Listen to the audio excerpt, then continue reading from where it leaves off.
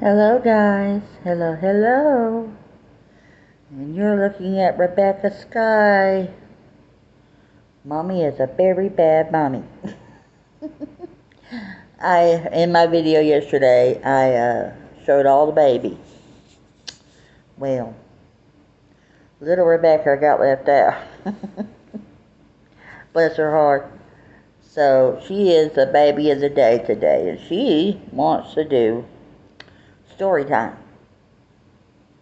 I know, it's Disney Monday, but we're taking a break from themes right now. And we're doing our own thing, aren't we?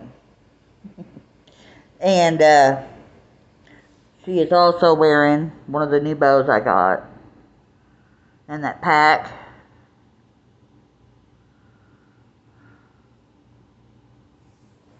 Her is so pretty. I love her much. I love her. Just a moment. Anyway, we are back. And this is Rebecca. We're going to do story time. Because I was supposed to have done it for the past 2 weekends, and I haven't done it yet. So we're going to do it today. Then I actually get a day to myself. No kids, no husband, nothing. Just me. So anyway, let's get started. Just a moment. We are reading Peter Pan. Hopefully we'll finish this book soon.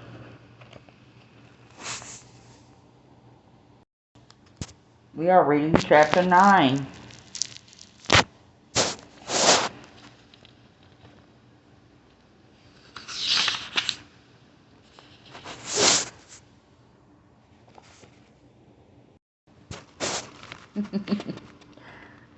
The attack came as complete surprise.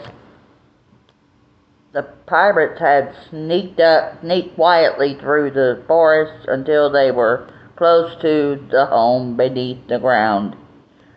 There they waited for dawn. Hook had learned this tactic from the Indians. The Indians guarding the secret lair knew the pirates were on the island. Of course, but they did not expect an attack before dawn. They sat quietly, with blankets wrapped around them, unaware that Hook and his evil band were so near.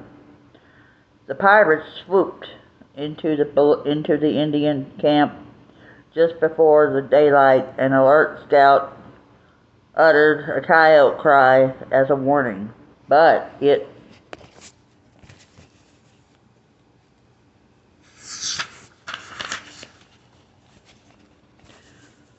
was too late.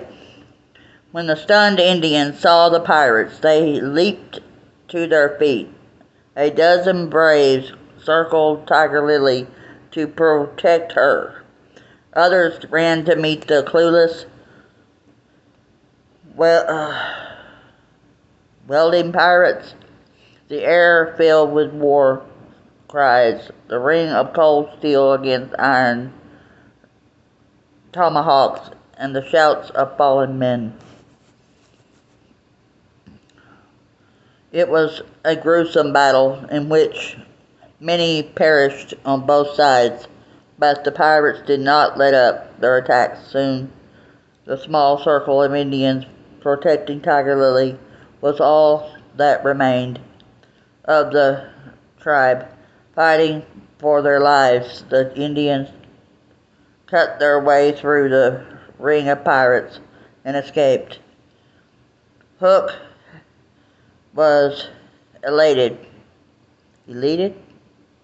I don't know. But he was not satisfied. It was Peter Pan. He was after the pirate, despised Peter, true Peter. That don't make any sense. Let me read that again. Hook was elated, but he was not satisfied. It was Peter Pan. He was after. The pirate despised Peter. True, Peter had thrown Hook's hand to the crocodile, which was reason enough to dislike someone. But Hook's hatred went beyond that. It wasn't Peter's good looks or courage that drove Hook crazy. It was Peter's utter cockiness. Hook vowed to smash the bothersome boy like a mosquito. Oh my. That's not good, Andy.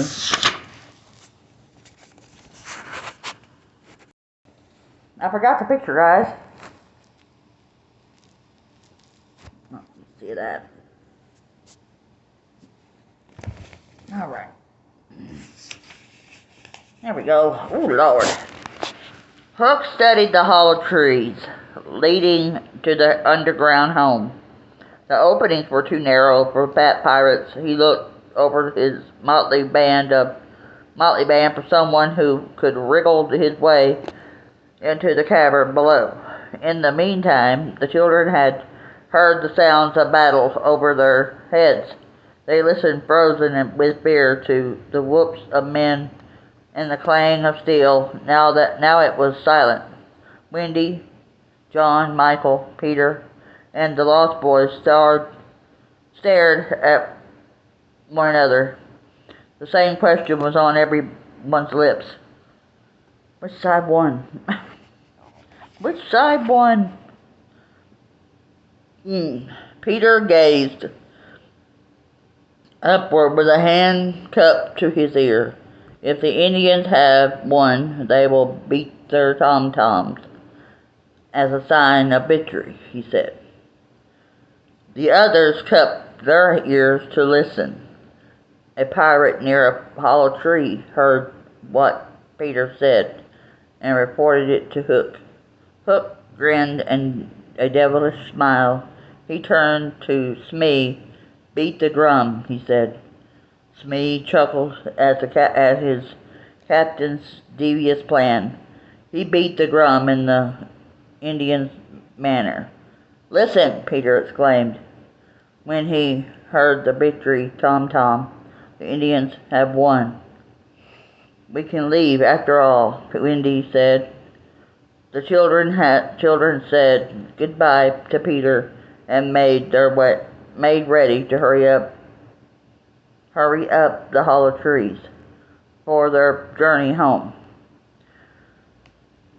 But the pirates had other plans.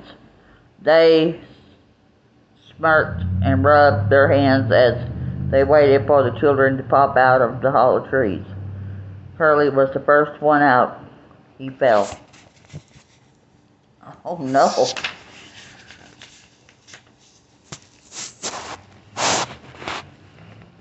Into the hands of a pirate who quickly passed him onto another. One by one, the children were captured as they stepped out of the openings in the hollow trees. Wendy was last. Hook removed his hat and bowed graciously when he saw Wendy. He personally escorted her to where the boys were being tightly bound with stout rope so they could not escape. Wendy was surprised by the Hook's unusual politeness and did not cry out even when she too was tied. Hook watched with pleasure as his men tied up the children as Slightly was being tied. The sinister captain noticed something about the boy that nobody else had seen. Slightly's belly was swollen round from his habit of drinking too much water. This could mean only one thing. The opening in Slightly's mouth the opening in Slightly's hollow tree had to be large enough for a man to slip through. If so, Hook could let himself into the home under the ground. Meanwhile, unaware of the battle above, Peter had continued for a time to play on his pipes. Then he lay down on his bed and fell asleep. As the pirates carried the children off to their ship, Hook tiptoed to slightly hollow tree and slithered down to the hole like a snake. He stood behind the door at the bottom and listened. The cavernous room was silent. Hook peered through a crack in the door. He wiped his smirking lips with the back of his hand. Across the room, lying sound asleep, was Peter. His medicine bottle was on a table next to the bed. The medicine had not been touched. Hook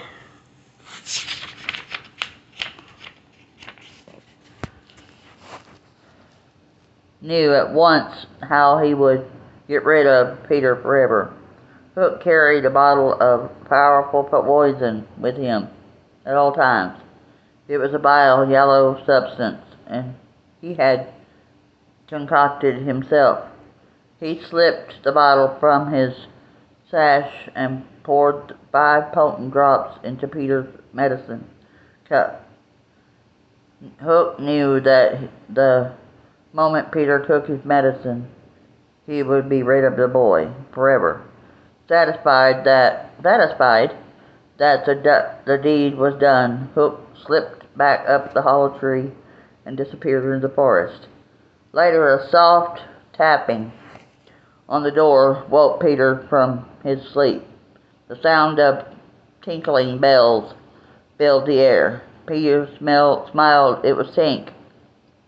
He quickly opened the door. Tiny fairy burst into the room. Peter saw at once that she was upset. What's the matter, Tink?" he asked.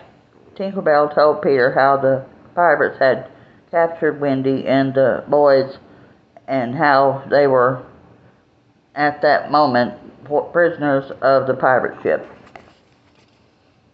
"I'll rescue her," Peter shouted. He hurried to get his weapons. He stopped suddenly as he passed the table with his medicine cup. "I did not take my medicine because I wanted to displease Wendy," he said. "Now I shall take it to show that I care." He lifted the cup to his lips. "No!" Tinker Bell shrieked. She had heard Hook as he raced through the forest, boasting aloud about what he had done.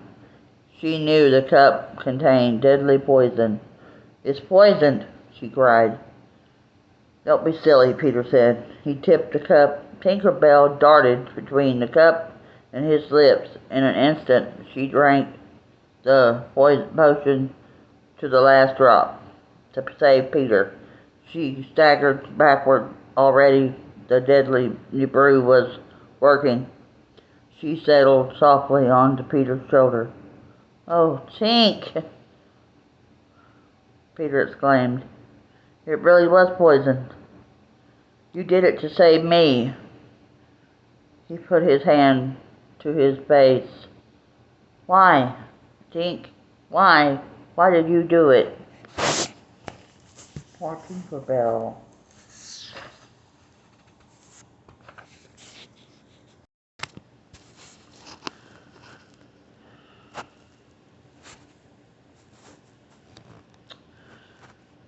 There's a picture.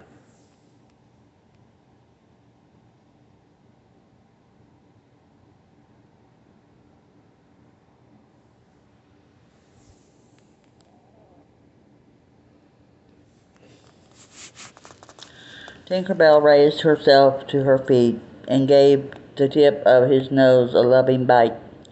She flew weakly to her bed and fell upon it. Peter poked his head into Tink's tiny room. Her light was flickering and growing faint. Once it went out, Tink would be gone forever. Peter began to cry. Large teardrops ran down his face. Tink whispered weakly. Peter put his ear close to her when she was saying, I can get well again if children believe in fairies, she said softly. Peter threw up his hands. But there are no children here, he said. Then he thought of all the children in the world who were sleeping and dreaming of Neverland. Don't let Tink die, he cried out to them. If you believe in fairies, clap your hands.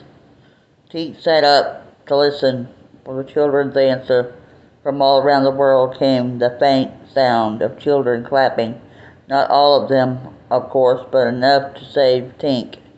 Her voice grew strong. Then she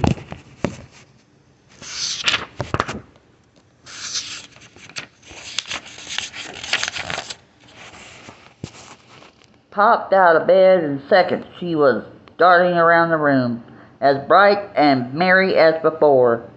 And now to rescue Wendy, Peter shouted. He dashed to his hollow tree, and in an instant popped out into the world above. The moon was bright, and Peter wanted to fly, but if he did, his shadow would trail through the trees and disturb the birds. Their chirping would alert the pirates of his coming. He would have to sneak through the forest like an Indian. He was quite excited for this, like every adventure. It would be great fun. So, that was the end of chapter 9, guys. And next week, hopefully, well, sometime this week, I will do another story time, and we will read chapter 10. Just a moment. Okay, now, we are reading Peppa Pig, The Class Trip. Where's that pretty face?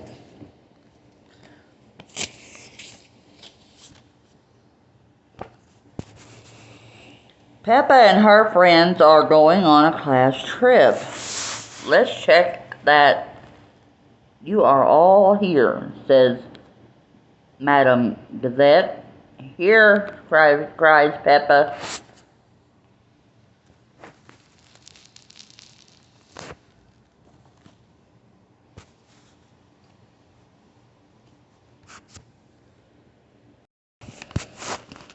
Today was Madame Gazelle, excuse me, not Gazette.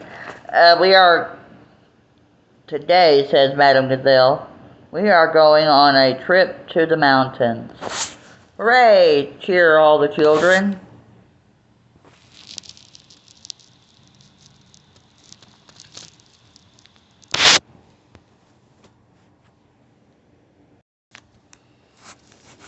Peppa and Susie are already a little hungry. Can we eat our lunches now, please? They asked Madame Gazelle. Why don't you eat your apples and save the rest for our picnic? The teacher replies. Crunch, crunch.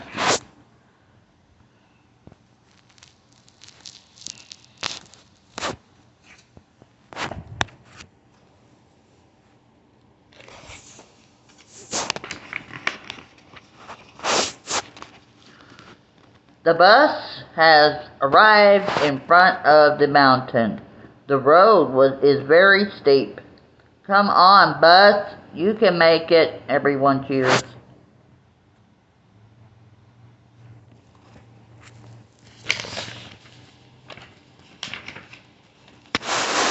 Peppa and her friends have finally made it to the top of the mountain. Look at the view, gasped Madame Gazelle. All the children look out over the valley.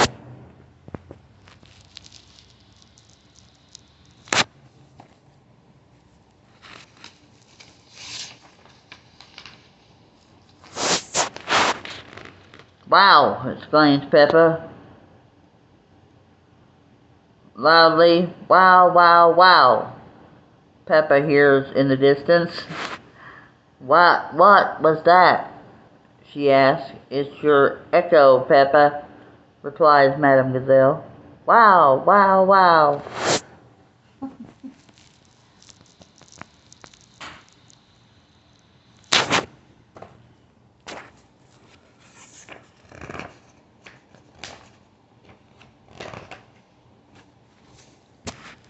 The kids all take their turns making noises to hear their echoes. Grunt, wolf, baa, snort.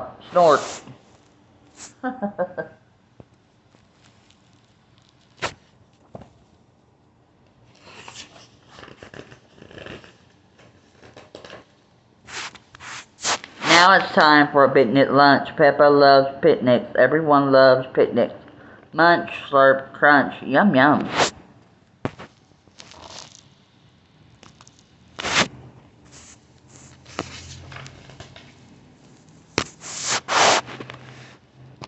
Where are the ducks? Asked Peppa, taking a bite of her sandwich. They always turn up when we have picnics.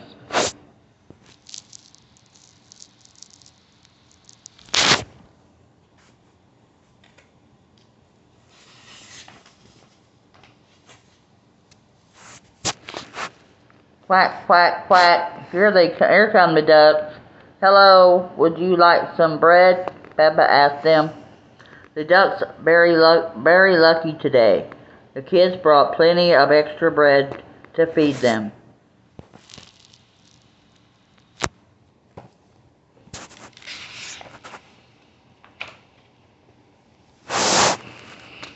Everyone hops back on the bus. It's time to go home. Let's all sing a song, suggests Madame Gazelle. La la la.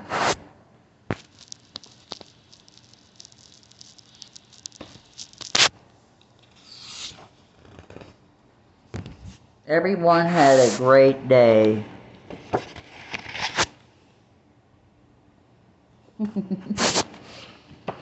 That was a cute story, wasn't it, honey? We have one more book to read. It's called Rocket Writes a Story.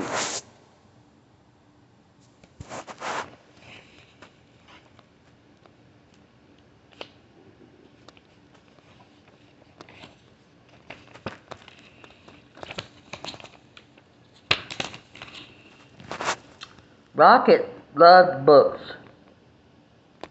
He loved to read.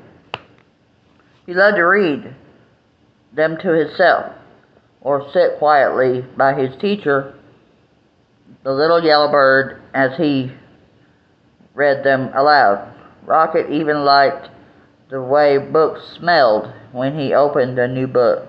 It smelled like a place he'd never been to, like a friend he'd never met.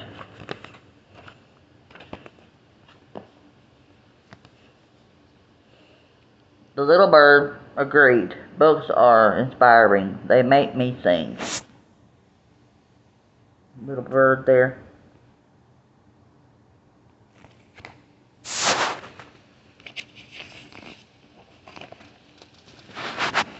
Rocket loved words too. After snack time, his teacher would say, "Rocket, why don't you use that nose of yours to sniff out some new words?" And off he'll go. He'd fetch some nice ones like buttercup and bug and feather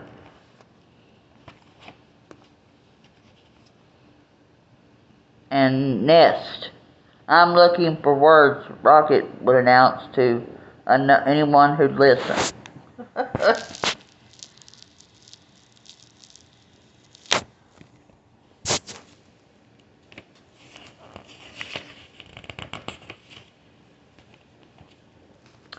Rocket always brought his words back to the classroom and wrote them down. The little yellow bird would help him spell the tricky ones, and then they'd hang them on their word tree. Sometimes the bird added her own words to the collection. This one is. Oh my goodness, guys, can't read today. Sometimes the bird added her own words to the collection. This one is small, but I promise it'll come in handy, she'd say. Magnificent, chirped the little yellow bird. Once their tree was covered, now that we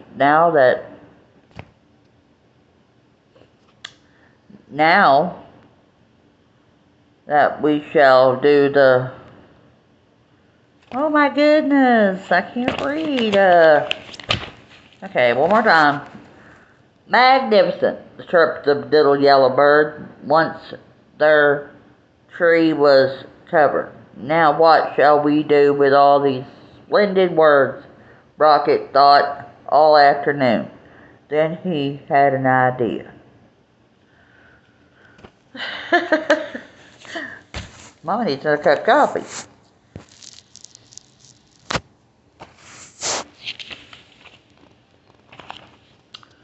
Rocket left school that day and with a very waggy tail. I'm going to write a story, he declared to Fred and Emma. My story will be an adventure about the great wide world, he told the butterfly. I will use many words, he explained to Mr. Barker. Hello up there, he called as he passed the tree where he had found the word nest. I'm going to write a story.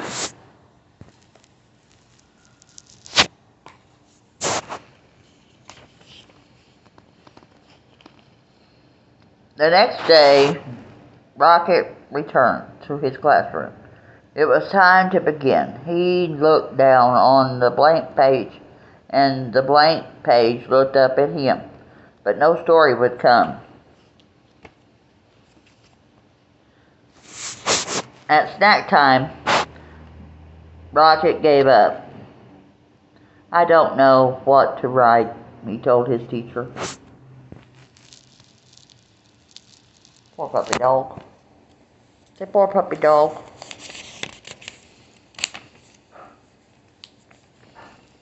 Don't worry, little yellow bird replied. One of the hardest parts of writing is coming up with a good story, but it's one of the most fun too. Perhaps you want to write about searching about something you've seen. A bug? Said the rocket. Yes, said the teacher. Stories need good characters. Or what about something that happened to you? Or something you really enjoy? My favorite stick, suggested Rocket. Of course, said the bird. Or you could write about something that inspires you. Inspires me, said Rocket. Yes, something that excites you, little yellow bird sang.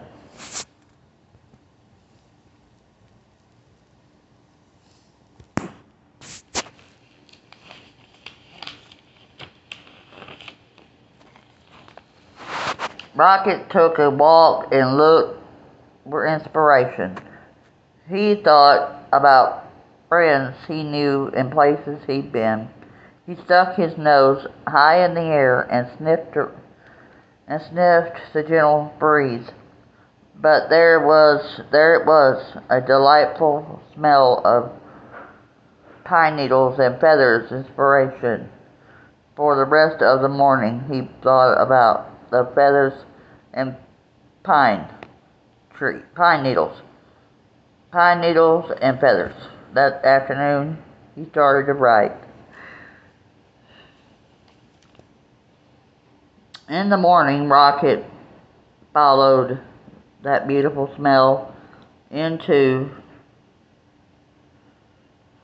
until he found himself at the tree with the nest.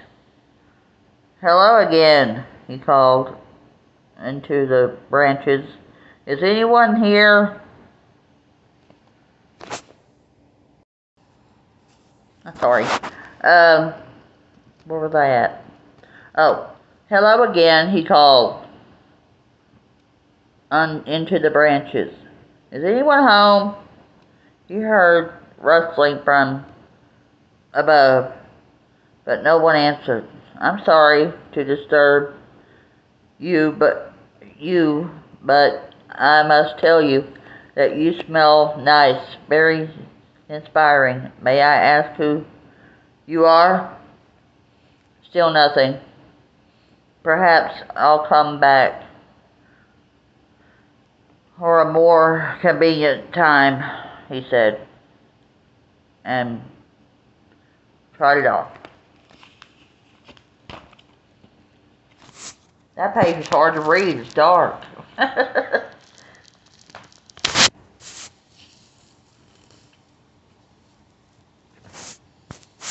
That night, as Rocket watched the stars, he thought about feathers and a nest in a pine tree.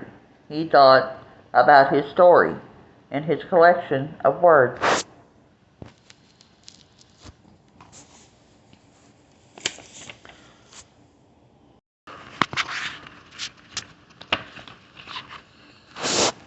Oh, and on his way to school the next day, Rocket was surprised by what he saw.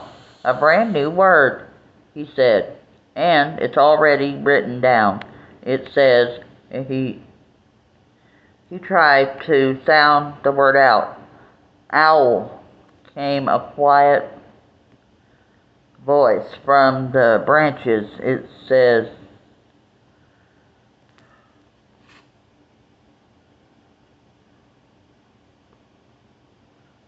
oh my goodness.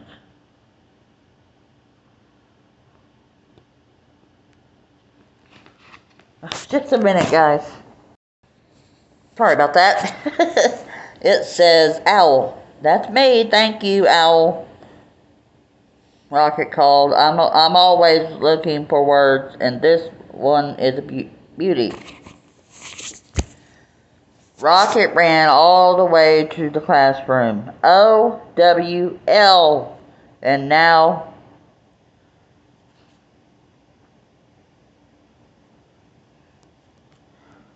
there's a word you don't hear every day," chirped the little yellow bird. "Only 3 letters.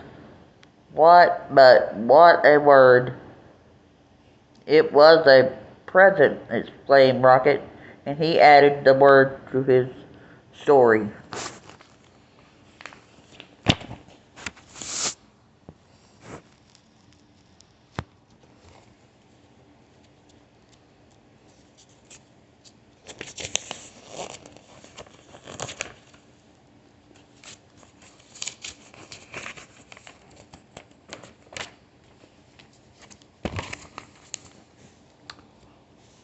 "I'm writing a story about you," Rocket announced proudly to the owl and the next morning. The owl poked her head out of the nest, and for the first time Rocket saw her friendly face. Her big round eyes blinked,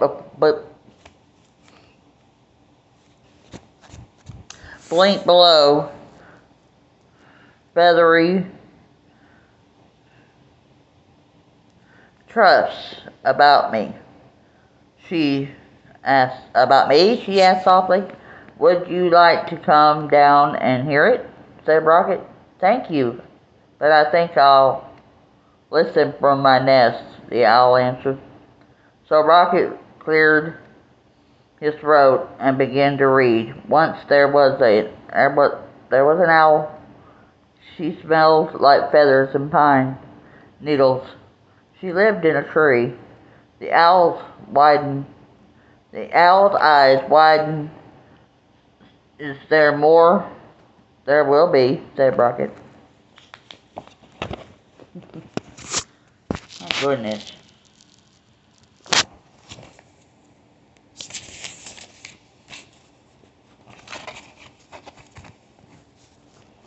Each day Rocket worked on his story. He wrote words down and crossed out words. When things were going well, he wagged his tail. When he didn't know what to write, he growled.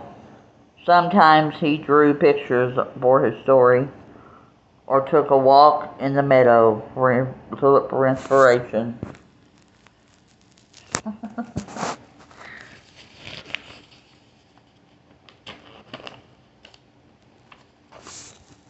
The little yellow bird had encouraged him. Remember, stories take time, she'd say.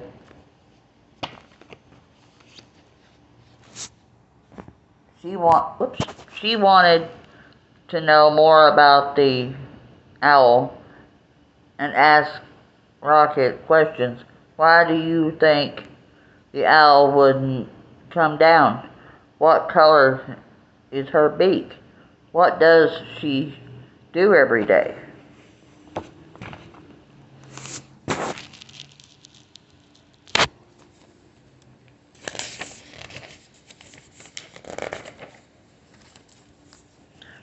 Rocket wanted to know more about the owl, too.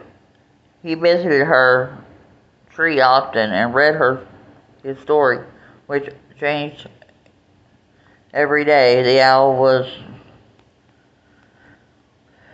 captivated. And when Rocket stopped, she would always ask, then what happened?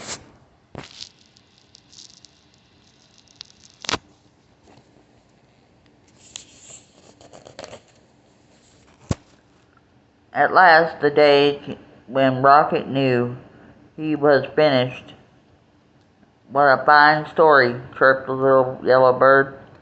After she'd read it, Rocket ran to the owl's pine tree.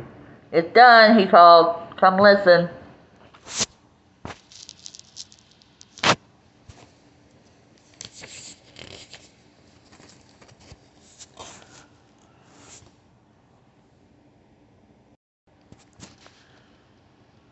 And so down and down came the owl, till she was right beside Rocket. Then Rocket began to read. He read about an owl with friendly eyes and a beak the color of buttercup. She lived in a nest high in a tree in the edge of a meadow and smelled like pine needles and feathers.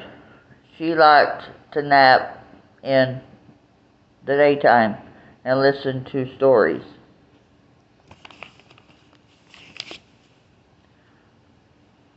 Branch by branch, the owl came down from her nest. Rocket read. She was shy, but she was brave too. Suddenly Rocket stopped. He wrote something on his paper, then began to read again.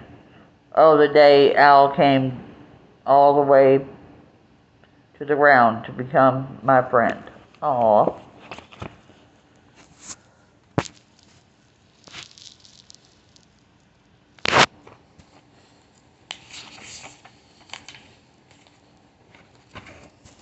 The owl blinked. Can there be one last sentence, she asked. Can you say, and the owl liked the story very much. You add the story. Owl liked the story very much. What a perfect ending, said Rocket. Aww. That was story time, guys. Thank you for joining us today. We really enjoyed it. And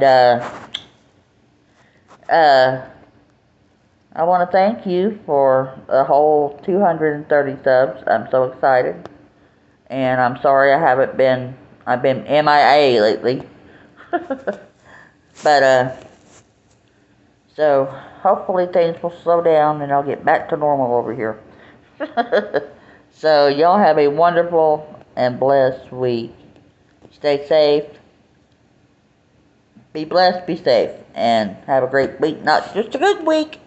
Much love. Bye-bye.